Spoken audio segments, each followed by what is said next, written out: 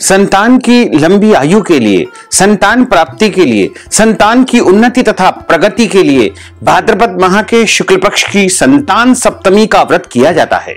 इस बार सप्तमी तिथि का आरंभ 21 सितंबर 2023 गुरुवार को दोपहर 2:15 से हो जाएगा, जो कि 22 सितंबर 2023 शुक्रवार को दोपहर 1:36 पर सप्तमी तिथि समाप्त हो जाएगी। इस प्रकार सूर्योदय व्यापिनी जो सप्तमी रहेगी वह 22 सितंबर 2023 शुक्रवार के दिन ही रहेगी। इसी दिन सभी माताओं बहनों को संतान सप्तमी का व्रत रखना है। 7 मालपुए भगवान शिव और माता पार्वती को अर्पण करना है तथा चांदी का कड़ा या धागे का गंडा बना करके अपनी भुजा पर आपको इसी दिन धारण करना है। भक्तजनों, माताओं बहनों, सादर जय श्री कृष्ण। हमारे YouTube चैनल में आप सभी का बहुत बहुत स्वागत है। मैं हूं आपके साथ आचार्य धर्मेंद्र शास्त्री। आज हम आपको बताने जा रहे हैं कि इस बार वर्ष 2023 में संतान सप्तमी का व्रत आपको कब शुरू करना है, संतान सप्तमी की पूजा आपको कब करना है तथा संतान सप्तमी के व्रत के सभी नियमों का पालन आपको कब से कब तक करना चाहिए। तो सबसे पहले आपको और आपके पूरे परिवार को संतान सप्तमी की बहुत बहुत शुभकामनाएं और बधाइयां। भगवान शंकर जी एवं माता पार्वती जी का भरपूर आशीर्वाद आप सभी के जीवन पर निरंतर बना रहे। आप सभी सुखी रहें, स्वस्थ रहें, व्यस्त रहें और मस्त रहें। निरंतर उन्नति तथा प्रगति को प्राप्त करते रहें। आपकी संतान लंबी आयु वाली हो, उनकी उन्नति तथा प्रगति सदैव होती रहे। भाद्रपद मास के शुक्ल पक्ष की सप्तमी तिथि को प्रतिवर्ष संतान सप्तमी का व्रत किया जाता है। इस बार वर्ष 2023 में सप्तमी तिथि का आरंभ 21 सितंबर 2023 गुरुवार को दोपहर 2:15 से हो जाएगा, जो कि 22 सितंबर 2023 शुक्रवार को दोपहर 1:36 पर सप्तमी तिथि समाप्त हो जाएगी। अतः सूर्योदय व्यापिनी उदया तिथि के अनुसार जो सप्तमी तिथि होगी वो 22 सितंबर 2023 शुक्रवार के दिन ही रहेगी। इसी दिन सभी माताओं बहनों को संतान सप्तमी का व्रत रखना चाहिए। संतान सप्तमी का व्रत भाद्रपद माह के शुक्ल पक्ष की सप्तमी तिथि को किया जाता है। इसे संतान साते या मुक्ताभरण सप्तमी के नाम से भी जाना जाता है, जो कि इस बार 22 सितंबर 2023 शुक्रवार के दिन ही यह व्रत रखा जाएगा। संतान सप्तमी का व्रत संतान प्राप्ति के लिए, संतान की रक्षा के लिए, संतान की उन्नति और प्रगति के लिए किया जाता है। इस व्रत में भगवान शिव एवं माता गौरी की पूजा का विशेष विधान होता है। भाद्रपद माह के शुक्ल पक्ष की सप्तमी के दिन इस व्रत को धारण किया जाता है और इस व्रत में विशेष रूप से एक 7 गठान वाला धागा या किसी धातु का गंडा बना करके उसको अपनी भुजा पर धारण किया जाता है। 7 मालपुए बनाए जाते हैं। बाकी सप्तमी का व्रत माताओं के द्वारा किया जाता है। अपनी संतान के लिए यह व्रत किया जाता है।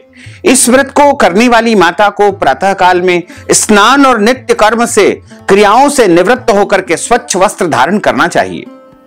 प्रातः काल में श्री हरि विष्णु और भगवान शिव की पूजा अर्चना करनी चाहिए और सप्तमी व्रत का संकल्प धारण करना चाहिए। निराहार व्रत रह करके दोपहर को चौक पूर करके चंदन, अक्षत, धूप, दीप, नैवेद्य, सुपारी तथा नारियल आदि से भगवान शिव जी की पूजा आरती करना चाहिए। 7 गठानों वाला गंडा या धातु का कड़ा धूप दीप से अभिमंत्रित करके भगवान को समर्पित किया जाता है तथा 7 मालपुए बना करके उनको केले के पत्ते में बांध करके एक धागे से ऊपर से लपेट करके और भगवान को अर्पण किए जाते हैं। सप्तमी तिथि के व्रत में नैवेद्य के रूप में खीर पूड़ी भी आप बना सकते हैं, लेकिन गुड़ के 7 मालपुए इसमें विशेष रूप से अर्पण किए जाते हैं।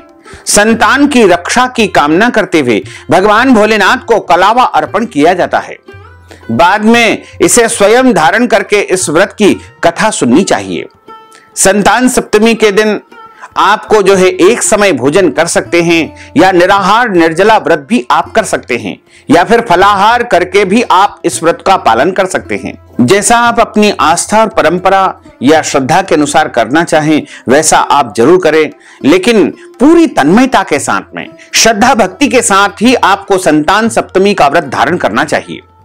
संतान सप्तमी का व्रत करने से आपको मनवांछित पुत्र या पुत्री की प्राप्ति होगी। और यदि आपकी संतान की उन्नति नहीं हो पा रही है, उनकी नौकरी नहीं लग पा रही है, व्यापार में उनकी प्रगति नहीं हो पा रही है, आपका बच्चा पढ़ाई लिखाई में कमजोर है, या किसी कारणवश आपकी संतान की उन्नति और प्रगति नहीं हो पा रही है, उनका भाग्योदय नहीं हो पा रहा है, तो आपको उनकी उन्नति प्रगति के लिए, उनके भाग्योदय के लिए संतान सप्तमी का व्रत अवश्य रखना चाहिए। संतान सप्तमी व्रत वाले दिन इसकी कथा भी जरूर सुनना चाहिए। कथा हमेशा ब्राह्मण के मुख से ही सुनना चाहिए। कथा सुनने के बाद यथाशक्ति उनको दक्षिणा भी अवश्य प्रदान करना चाहिए। बोलिए शंकर भगवान की जय, पार्वती माता की जय। संतान सप्तमी व्रत की कथा से संबंधित एक पौराणिक कथा प्रचलित है। इस कथा के अनुसार एक बार भगवान श्री कृष्ण ने राजा युधिष्ठिर को बताया कि किसी समय मथुरा में लोमस ऋषि का आगमन हुआ और मेरे माता पिता देवकी एवं वसुदेव जी ने भक्ति पूर्वक उनकी सेवा की, तो लोमस ऋषि ने उन्हें कंस द्वारा मारे गए पुत्रों के शोक से उबरने के लिए उन्हें संतान सप्तमी व्रत करने को कहा। लोमस ऋषि ने उन्हें व्रत का पूजन विधान बता करके व्रत कथा भी उन्हें सुनाई। लोमस ऋषि कहते हैं कि नहुष अयोध्यापुरी का प्रतापी राजा था। उसकी पत्नी का नाम चंद्रमुखी था। उसके राज्य में ही विष्णुदत्त नामक एक ब्राह्मण निवास करता था। उसकी पत्नी का नाम रूपवती था। रानी चंद्रमुखी तथा रूपवती में परस्पर घनिष्ठ प्रेम था। एक दिन वे दोनों सरयू नदी में स्नान करने गई। वहां अन्य स्त्रियां भी स्नान कर रही थी। उन स्त्रियों ने वहीं पार्वती जी तथा शिव जी की प्रतिमा बना करके विधि पूर्वक उनका पूजन अर्चन कर रही थी। तब रानी चंद्रमुखी तथा रूपवती ने उन स्त्रियों से पूजन का नाम तथा विधि पूछी।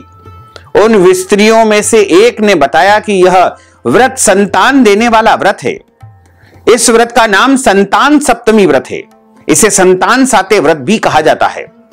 उस व्रत की बात को सुनकर के उन दोनों सखियों ने भी जीवन पर्यंत संतान सप्तमी व्रत करने का संकल्प उसी समय धारण कर लिया और शिव जी के नाम का डोरा बांध लिया। किंतु घर पहुंचने पर वह संकल्प को भूल गई।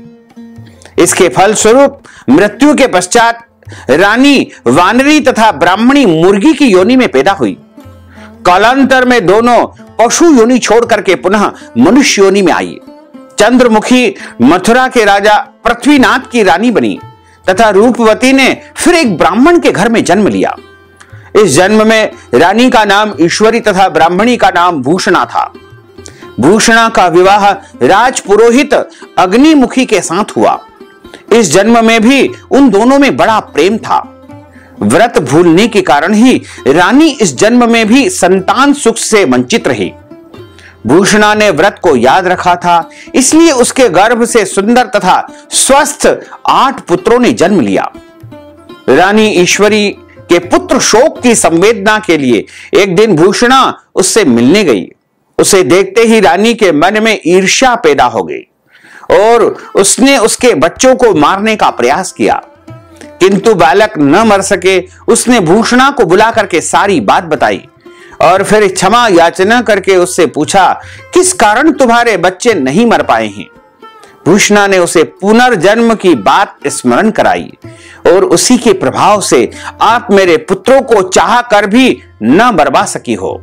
यह सब सुनकर के रानी ईश्वरी ने विधि पूर्वक संतान सुख देने वाला यह मुक्ताभरण संतान सप्तमी संतान साते का व्रत रखा।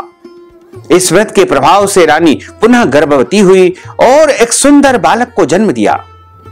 उसी समय से पुत्र प्राप्ति और संतान प्राप्ति के लिए यह व्रत प्रचलित है। संतान सप्तमी व्रत की कथा सुनने के बाद भगवान शिव और माता पार्वती की धूप दीप नैवेद्य पुष्प और सुगंधित पदार्थों से पूजा अर्चना करनी चाहिए और भगवान शिव जी की आरती भी इसमें करनी चाहिए। एक समय फलाहार करके या एक समय भोजन करके इस व्रत को आपको पालन करना चाहिए। बोलिए शंकर भगवान की जय, पार्वती माता की जय। अच्युतम केशवम राम नारायणम कृष्ण दामोदरम वासुदेवम हरे, श्रीधरम माधवम गोपिका वल्लभम, श्री जानकी नायकम श्री रामचंद्रम भजे।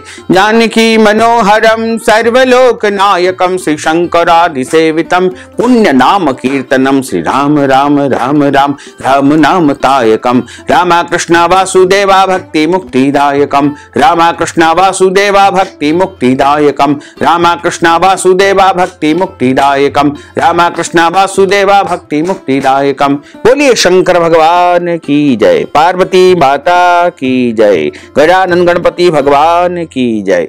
धर्म की जय हो, अधर्म का नाश हो, प्राणियों में सद्भावना हो, विश्व का कल्याण हो। सनातन धर्म की जय हो, गौ माता की जय हो, नगर बस्ती की जय हो, आज के आनंद की जय हो, कल के आनंद की जय हो, परसों के आनंद की जय हो, बरसों बरसों के आनंद की जय हो। ओम नमः पार्वती पते, हर हर महादेव हर।